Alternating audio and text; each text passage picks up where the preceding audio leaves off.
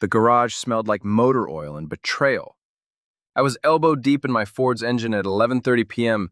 when Jessica's voice drifted through the cracked window above my workbench, crystal clear in the humid August air. God, Ethan couldn't satisfy me if he came with a user manual, she giggled into her phone.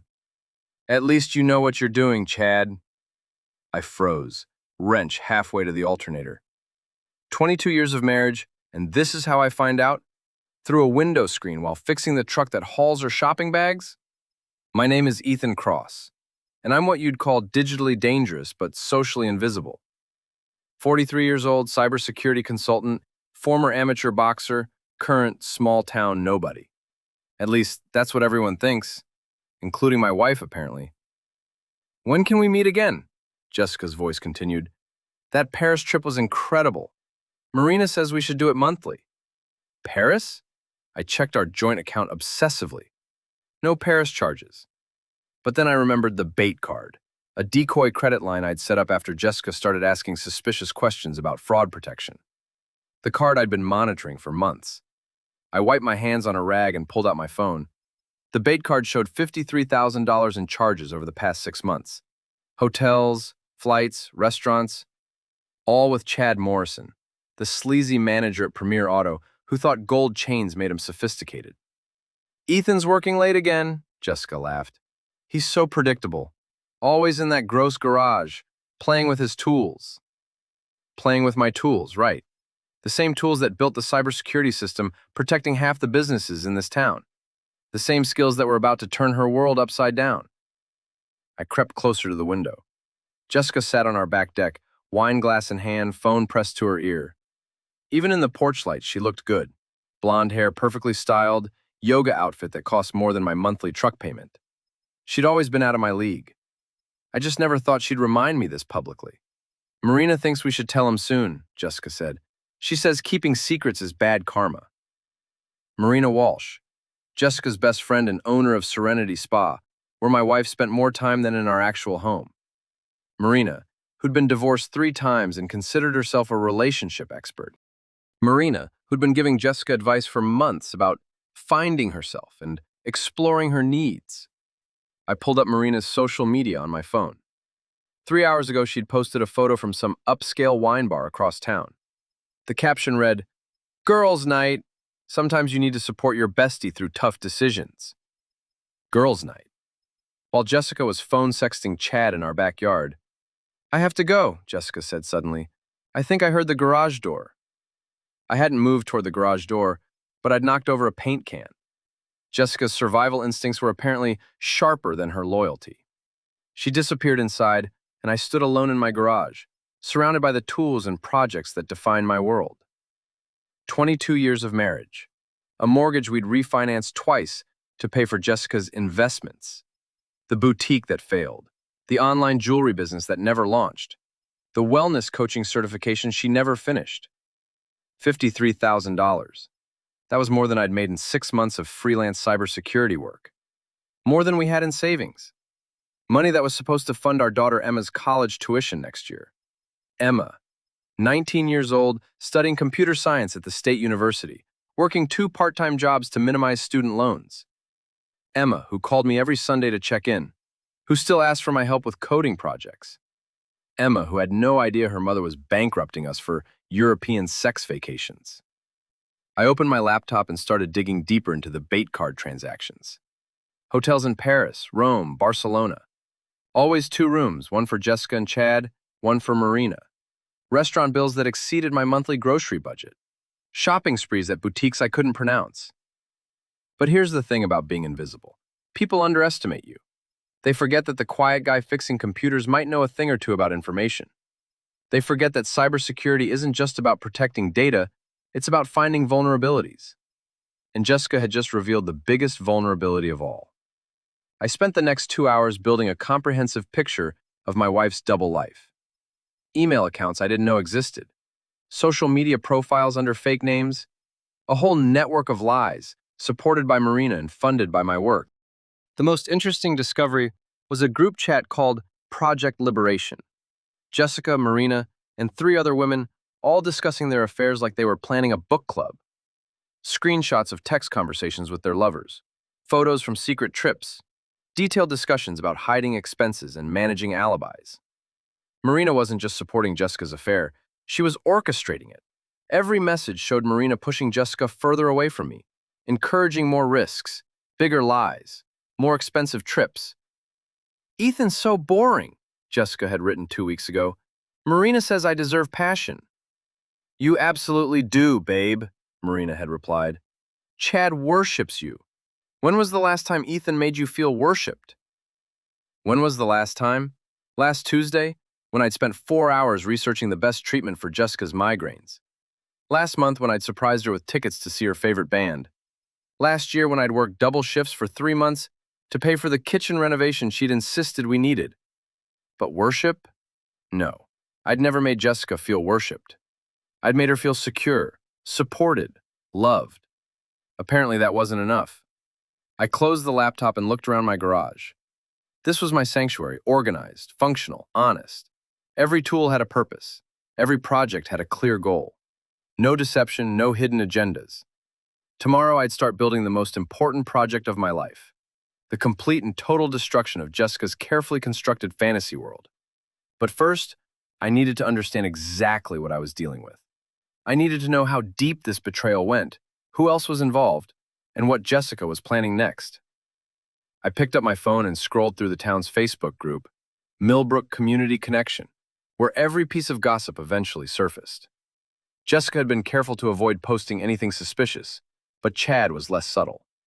Photos from business trips that matched Jessica's spa weekends, check-ins at restaurants across the state. The man was documenting his own affair on social media. I screenshotted everything, then began cross-referencing dates and locations. Jessica's yoga classes that ran late, Marina's emergency spa appointments that required Jessica's immediate assistance, Chad's inventory trips to dealerships in other cities. A pattern emerged. They'd been planning this for over a year. Every lie was calculated, every alibi was coordinated. This wasn't a moment of weakness or a midlife crisis. This was a systematic campaign to deceive me while spending my money. The garage door creaked, and Jessica appeared in her silk pajamas. "Hey, honey," she said, voice artificially sweet. "You're up late." I looked at her, really looked. The woman I'd married had laugh lines and freckles. She'd worn my old college sweatshirts and fallen asleep during movies. This version of Jessica was polished, distant, performing. "Alternator's acting up," I said, gesturing toward the truck. "Wanted to fix it before morning." "You work so hard," she said, stepping closer. "Maybe you should take a break. We could go on a trip together, just the two of us." A trip together, after $53,000 in trips without me. "That sounds nice," I said. "Where were you thinking?" "I don't know, somewhere relaxing. Marina knows this great place in Europe, very romantic." Marina knows a place. Of course she does. "Europe's expensive," I said carefully. "We have the savings account," Jessica replied. "And you've been working so much lately? You deserve a vacation." The savings account she thought I didn't monitor. The one that was supposed to have $40,000 but currently held $837.62. "Let me think about it," I said. Jessica kissed my cheek, a brief, obligatory gesture, and headed back inside. I watched her go, noting how she checked her phone immediately after leaving the garage. Probably texting Chad about the conversation. Probably getting Marina's advice on how to handle her suspicious husband. They had no idea what they were dealing with. I'd spent 15 years in cybersecurity, protecting businesses from people who thought they were smarter than the system. I'd tracked down hackers, exposed fraud rings, and built digital fortresses around other people's secrets. Now it was time to use those skills for myself. The next morning, Jessica left for her advanced yoga certification workshop, a 3-day event that would supposedly improve her teaching credentials. She'd been talking about it for weeks, emphasizing how important it was for her spiritual growth. I waited exactly 30 minutes after her departure, then accessed the tracking software I'd quietly installed on the bait card 6 months ago. Jessica's phone pinged at the Riverside Inn, 40 miles north of town. The same hotel where Chad had posted Instagram photos from his dealer conference last weekend. Time for some field research. I drove to Barry's boxing gym first. Barry McKenna had trained me when I was young and stupid enough to think I could make money with my fists. Now he was my closest friend, and the only person in town who understood that quiet didn't mean weak. "You look like someone pissed in your coffee," Barry said as I walked in. He was working the heavy bag, sweat dripping onto the worn canvas floor. "Someone pissed in my marriage," I replied. Barry stopped punching and turned to face me. 62 years old, built like a fire hydrant, with eyes that had seen every type of human weakness. "Jessica?" he asked. "Jessica and Chad Morrison, with Marina pulling the strings." Barry whistled low. "Chad Morrison? That peacock from the car lot?" "The same. They've been burning through 50 grand of my money, playing house across Europe." "What do you want to do about it?" Barry asked. This was why I trusted Barry. No judgment, no lectures about working things out, just a practical question about practical solutions. "I want them to understand what happens when you underestimate the quiet guy," I said. Barry grinned. "Need any help?" "Maybe, but first I need more information." I spent the morning at the coffee shop across from Premier Auto, watching Chad's routine. He arrived at 10:30 in a silver BMW, spent 15 minutes checking his hair in the side mirror, then strutted into the dealership like he owned the place. At 11:15 his phone rang. He stepped outside to take the call, and even from across the street I could see his expression change. Softer, more animated. He was talking to Jessica. I used a telephoto lens to photograph Chad during the call, then followed him when he drove to the Riverside Inn for what was obviously a long lunch break. Jessica's car was already in the parking lot. I positioned myself in the restaurant across the street and waited. They emerged 2 hours later, Jessica looking flushed and guilty, Chad looking smug and satisfied. They kissed goodbye in the parking lot like teenagers, completely oblivious to their surroundings. Amateur hour. That evening, I uploaded the photos to a fake social media account I'd created months ago for exactly this type of situation. The account belonged to Mike Stevens, a traveling salesman who posted innocuous observations about small-town life. "Interesting to see local business owners networking at the Riverside Inn," Mike posted, along with a photo of Chad and Jessica's goodbye kiss. "Always nice when married folks support each other's careers." I tagged the post with Millbrook's location and made sure it would appear in searches for both Chad's and Jessica's names. Then I waited. The response was immediate.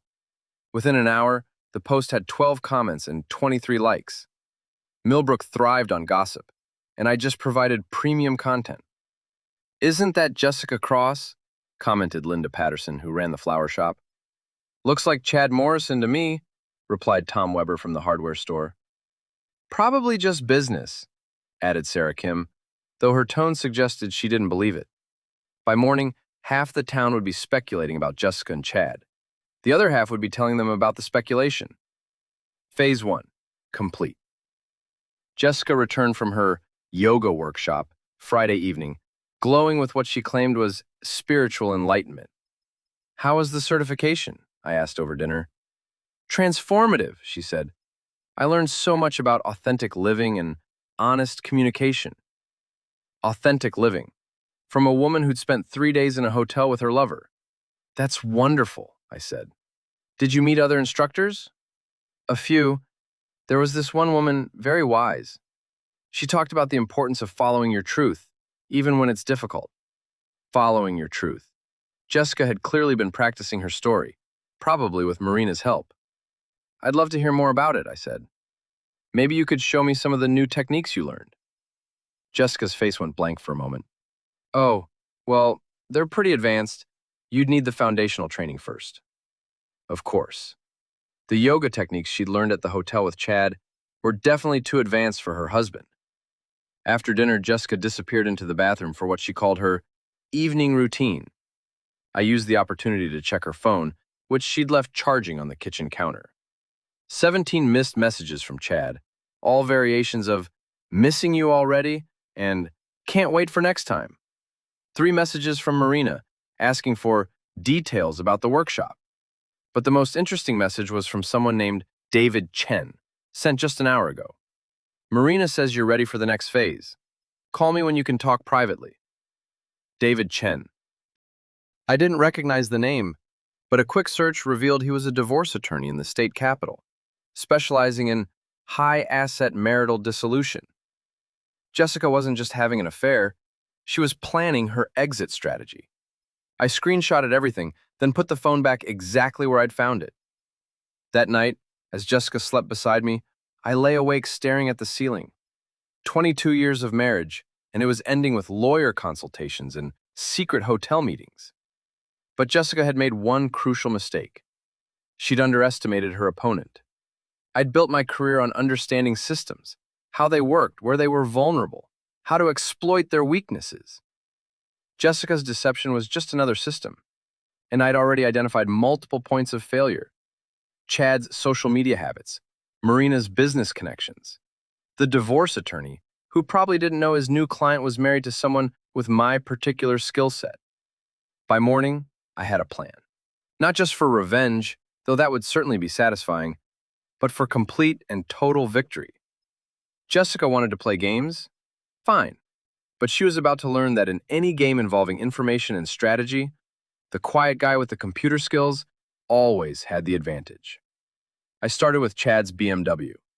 A quick search of public records revealed he was leasing it through Premier Auto's dealer program, which meant any damage would be his personal responsibility. I also discovered that Chad had been skimming from the dealership's parts inventory, selling components on eBay through an account registered to his home address. The man was not only an adulterer, but a thief. Marina's spa business was even more interesting. 3 outstanding complaints with the Better Business Bureau, 2 tax liens, and a pending lawsuit from a former employee who claimed Marina had stolen her client list. The divorce attorney, David Chen, had been sanctioned twice by the state bar for ethical violations and was currently under investigation for mishandling client funds. Jessica had chosen her allies poorly.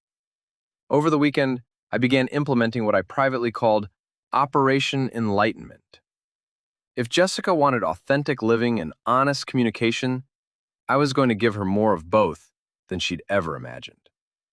Monday morning brought the first phase of Jessica's education. I'd spent Sunday night crafting what appeared to be a routine security update for the town's business network, the system I'd built and maintained for the past 5 years. The update included enhanced monitoring capabilities that would track all internet activity at participating businesses. Completely legal, fully disclosed in the terms of service that no one ever read, and incredibly useful for gathering intelligence. Premier Auto was part of the network. So was Serenity Spa. By noon, I had complete records of Chad's internet activity. Personal emails sent from work computers, eBay transactions during business hours, and a disturbing number of visits to websites that would definitely violate his employment agreement. Marina's activity was even more interesting. She'd been researching divorce attorneys for weeks, not just for Jessica, but apparently for herself. She'd also been corresponding with someone named Robert Hayes about investment opportunities in wellness businesses. A deeper dive into Robert Hayes revealed he was Marina's ex-husband number 2, a real estate developer who'd been trying to buy the property where Serenity Spa was located. The pieces were falling into place. Marina wasn't just supporting Jessica's affair, she was orchestrating it as part of a larger scheme to acquire assets and eliminate obstacles. Jessica was being played, and she had no idea. That evening, I decided to test my wife's commitment to authentic living. "I've been thinking about what you said," I told her over dinner, "about honest communication." Jessica looked up from her salad, suddenly alert. "Oh? I think we should be more open with each other. Share what's really going on in our lives." "That sounds good," she said carefully. "Great, you go first. Is there anything you want to tell me? Anything you think I should know?" Jessica's fork paused halfway to her mouth. For a moment, I thought she might actually confess. Then her expression hardened. "Not really," she said. "My life's pretty much an open book." An open book. Written in invisible ink. "What about your yoga workshop?" I pressed. "You seemed different when you came back, more energized." "Yoga does that," she said quickly. "It's about finding your center, discovering your authentic self." "Your authentic self," I repeated. "That's interesting. Do you think I know your authentic self?" Jessica set down her fork and looked at me directly. "Do you want to?" The question hung in the air between us.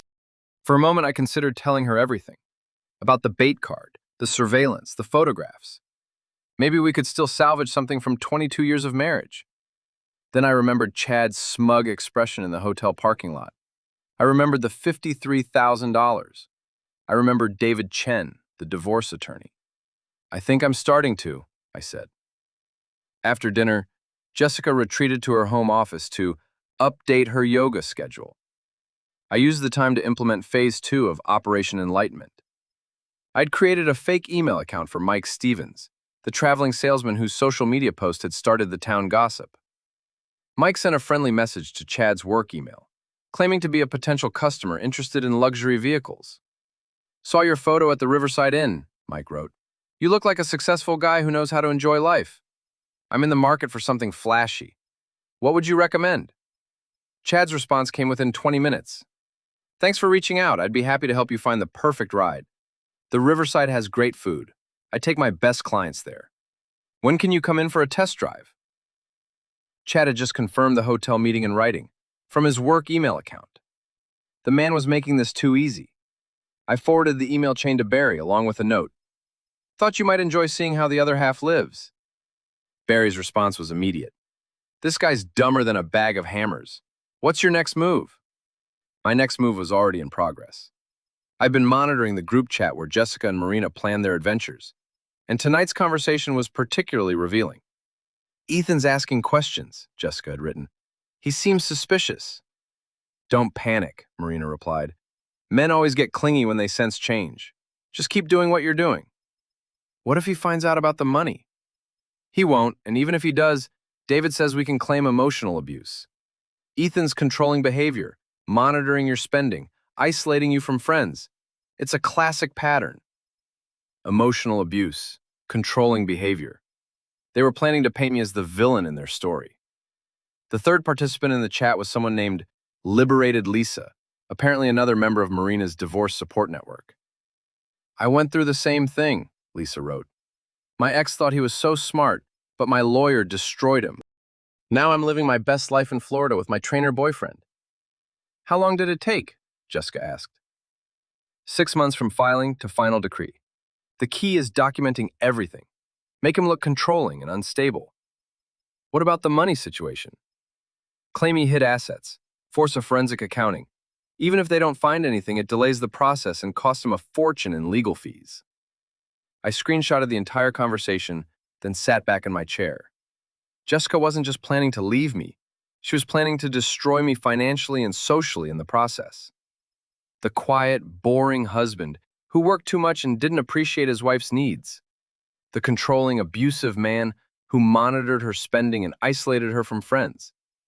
It was a compelling narrative. It might even work if Jessica was married to someone else.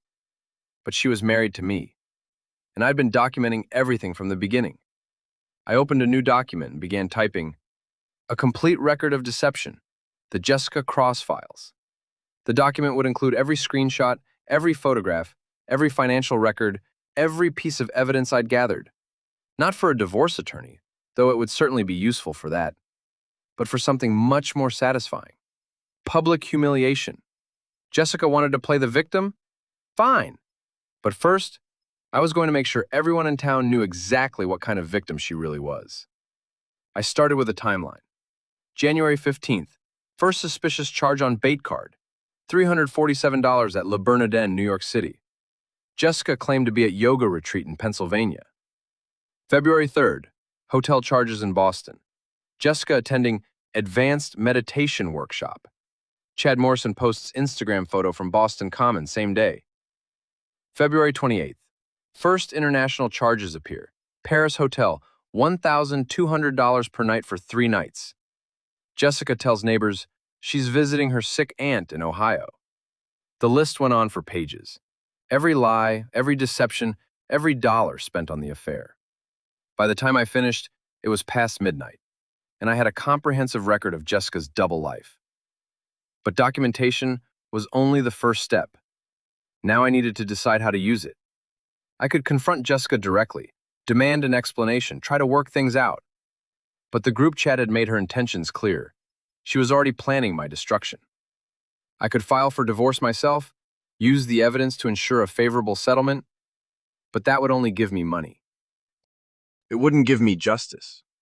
Or I could do something more creative, something that would ensure Jessica and her co-conspirators understood the consequences of underestimating the quiet guy with the computer skills.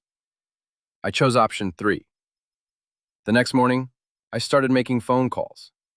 Tuesday morning, I called in sick to work, the first time in 3 years, and drove to the state capitol to visit David Chen's law office. Not as a potential client, but as a concerned citizen with information about potential ethical violations. The State Bar Association was very interested to learn that Attorney Chen was soliciting clients through intermediaries like Marina Walsh, who had no legal training but was apparently providing detailed advice about divorce strategy and asset concealment. They were even more interested in the screenshots of Chen's communications with Marina, where he discussed specific tactics for maximizing client outcomes through strategic narrative development. Lawyer speak for coaching clients to lie. We'll need to verify this information, the investigator told me. But if these communications are authentic, Mr. Chen could face serious sanctions. I understand completely, I said. I just thought you should know. From the state capitol, I drove to the regional office of the Better Business Bureau. Marina's spa business had been operating under questionable practices for months, and I had documentation of several potential violations: false advertising about certification programs, unlicensed practitioners providing medical advice, and failure to disclose financial relationships with service providers. The BBB investigator was particularly interested in Marina's wellness coaching services, which appeared to include marriage counseling despite her lack of any relevant credentials. This is very helpful, the investigator said. We've had complaints about this business before, but never with this level of documentation. Happy to help, I replied. My final stop was Premier Auto, where I requested a meeting with the general manager about concerns regarding employee conduct. I didn't mention Chad by name. I simply provided evidence that someone was using company computers for personal business, conducting personal meetings during work hours, and potentially violating the dealership's social media policy. We take these matters very seriously, the manager assured me. Can you provide us with copies of this documentation? Of course, I said, handing over a folder. I just want to make sure the dealership maintains its excellent reputation in the community. By the time I returned home, I'd planted seeds of destruction in every aspect of Jessica's support network. The divorce attorney was under investigation. Marina's business was facing scrutiny. Chad's employment was in jeopardy. But I was just getting started. That evening, Jessica announced she was attending a wellness workshop with Marina over the weekend. It's about manifesting abundance and releasing toxic relationships, she explained. Releasing toxic relationships? The irony was perfect. That sounds transformative, I said. Where is it being held? The Mountain View Resort, she said.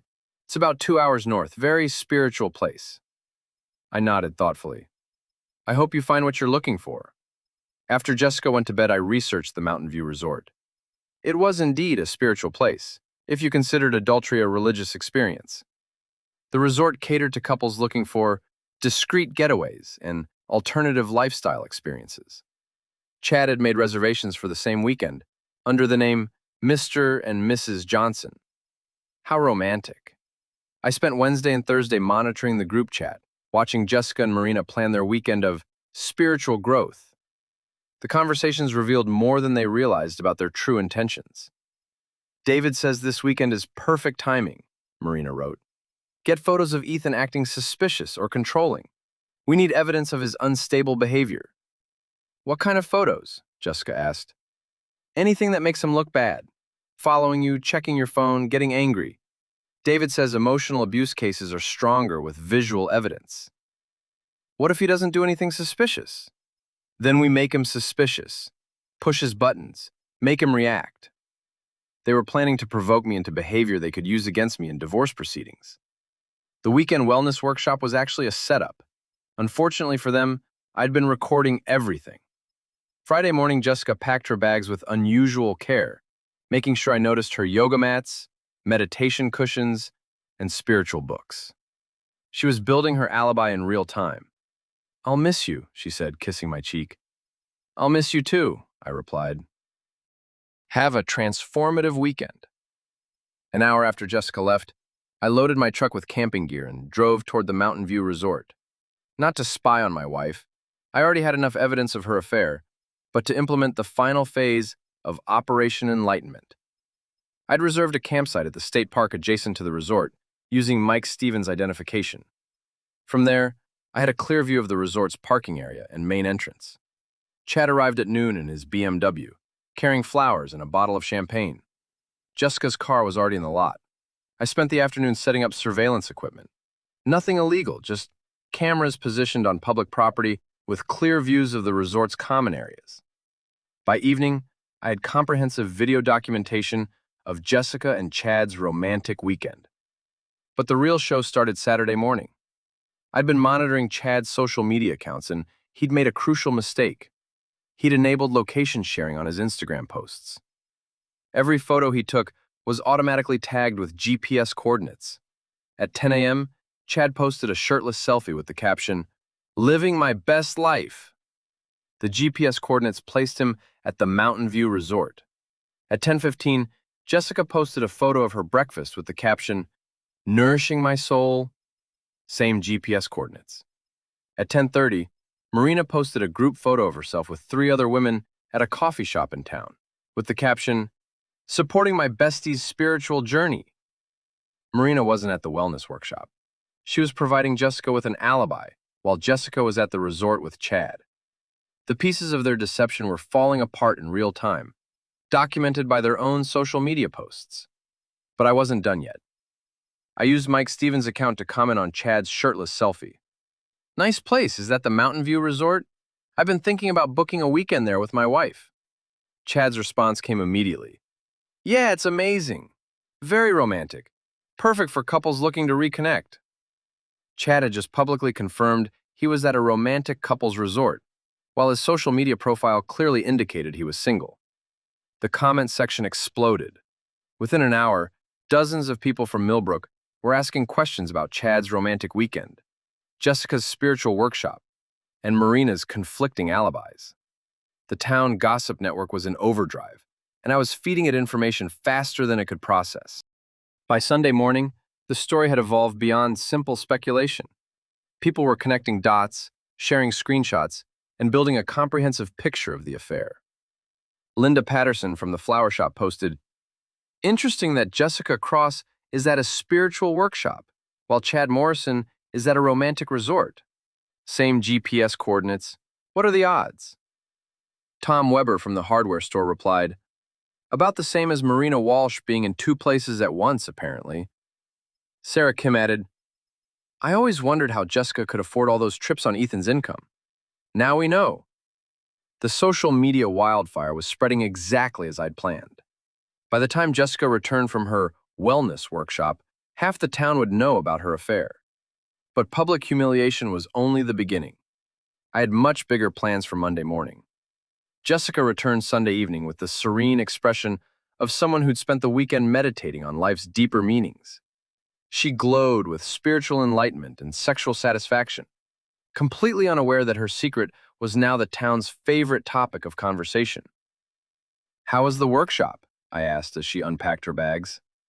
"Life-changing," she said. "I feel like I've discovered my true self." Her true self was apparently someone who lied to her husband while posting GPS-tagged photos with her lover. But I didn't mention that. "That's wonderful," I said. "Did you learn any new techniques?" "Oh, many. Marina says I'm ready for advanced practices now." Advanced practices, like coordinating alibis and managing multiple deceptions simultaneously. "I'm proud of you for investing in your personal growth," I said. Jessica smiled, clearly pleased with herself. "I think you'll notice some changes in me. I'm done living inauthentically." Done living inauthentically. The woman had a gift for ironic statements. That evening, as Jessica caught up on her social media, I watched her expression change. The serene glow faded, replaced by confusion, then concern, then barely controlled panic.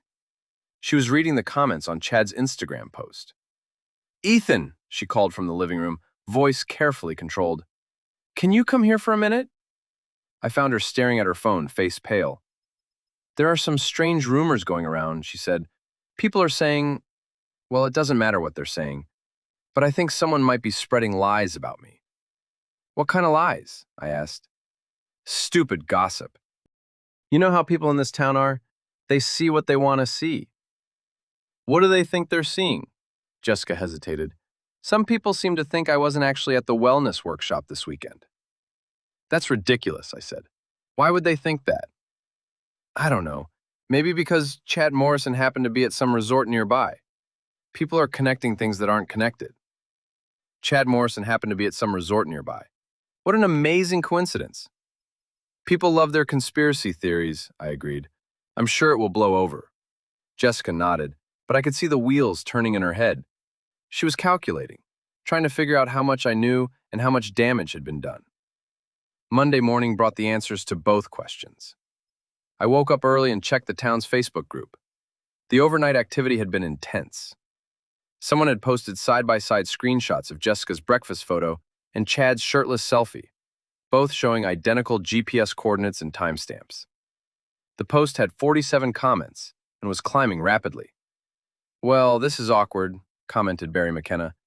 Some spiritual workshop, added Linda Patterson. I feel bad for Ethan, wrote Sarah Kim. He seems like such a nice guy. I felt bad for Ethan too, but not bad enough to stop what was coming next. At 8 a.m., I drove to Premier Auto and requested a meeting with Chad Morrison. I'm interested in buying a car, I told the receptionist. Someone recommended Chad specifically. Chad appeared 10 minutes later, looking like he'd slept poorly. The social media attention was clearly taking its toll. Mr. he began. Cross, I said, extending my hand. Ethan Cross. Chad's face went white. For a moment, I thought he might run. How can I help you? He stammered. I'm looking for something reliable, I said. Something that won't break down when I need it most. I've had bad experiences with things that look good on the surface, but turn out to be cheap underneath. Chad nodded nervously. We have several reliable models. I'm also concerned about value, I continued. I don't want to invest in something that's going to cost me more than it's worth in the long run. Of course not, Chad agreed. And trust is important to me, I added. I need to work with someone honest, someone who won't try to sell me something that's already been used. Chad was sweating now. Mr. Cross, I think maybe what? I asked pleasantly. Maybe you should work with a different salesman. Why would I do that? I was specifically told you were the best at handling married couples. Chad's hands were shaking. I think there might be some misunderstanding. Oh, I understand perfectly, I said. You provide a very personal service, very hands-on approach.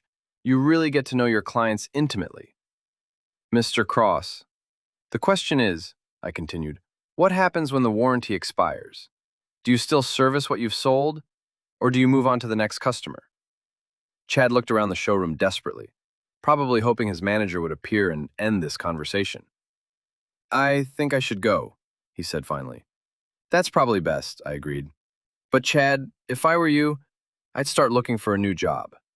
Word travels fast in a small town, and your reputation is about to become very expensive for your employer. I left Chad standing in the showroom and drove directly to Serenity Spa. Marina was with a client, but I waited patiently in the reception area, reading magazines about wellness and spiritual growth. The irony was delicious. When Marina finally appeared, she looked as shaken as Chad had. Ethan, she said carefully, what brings you here? I'm interested in your couples counseling services, I said. Jessica speaks so highly of your relationship advice. Marina's smile was strained. I don't actually provide couples counseling. Really? That's strange. I have documentation suggesting otherwise. Detailed advice about marriage, divorce, legal strategy, very specific guidance about managing relationships and assets. Marina's face went pale. I think there's been some confusion. No confusion at all, I said. I understand exactly what services you provide. The question is whether your clients understand the real cost. What do you mean? Well, for example, do they know you're not licensed to provide the advice you're giving? Do they know about your financial arrangements with certain attorneys? Do they know about your business relationship with your ex-husband? Marina sat down heavily. How did you know about Robert Hayes? About the property deal? About your plan to acquire this building through a convenient divorce settlement? Marina said nothing. Here's what's going to happen, I continued. You're going to end all contact with my wife. You're going to stop providing unlicensed counseling services. And you're going to find a new line of work, because your current business model is about to become legally problematic. You can't threaten me, Marina said weakly. I'm not threatening you, I replied. I'm educating you. The same way you've been educating Jessica about authentic living and honest communication. I left Marina sitting in her reception area and drove home to wait for Jessica. She arrived at noon, clearly having spent the morning in crisis management mode with her co-conspirators. We need to talk, she announced as she walked through the door. I agree, I said. We sat across from each other at the kitchen table where we'd shared thousands of meals over 22 years of marriage. I know you've been investigating me, Jessica said. I know you've been lying to me, I replied. How long have you known? About the affair? Months. About the money? Since the first charge on the bait card. About Marina's scheme? Since last week. About the divorce attorney? Since I reported him to the State Bar Association. Jessica's composure cracked. You reported David? Along with Marina's unlicensed counseling practice and Chad's theft from the dealership. I've been very thorough. Why? Jessica asked. Why didn't you just confront me? Because confronting you wouldn't have revealed the full scope of the deception. I needed to understand exactly what I was dealing with. And what are you dealing with?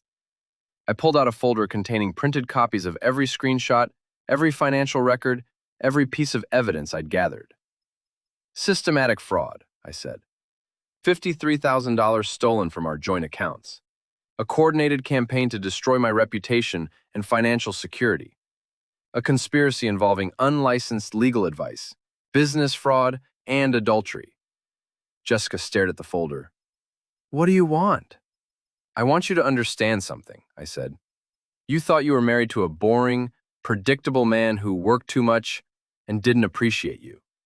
You thought I was weak, passive, easy to manipulate. Ethan, you were wrong, I continued. You were married to someone who spent 15 years learning how to expose deception, track financial crimes, and document evidence. Someone who understands that information is power, and patience is a weapon. What are you going to do? I stood up and walked to the window, looking out at the garage where this had all started. I'm going to give you a choice, I said. You can leave quietly.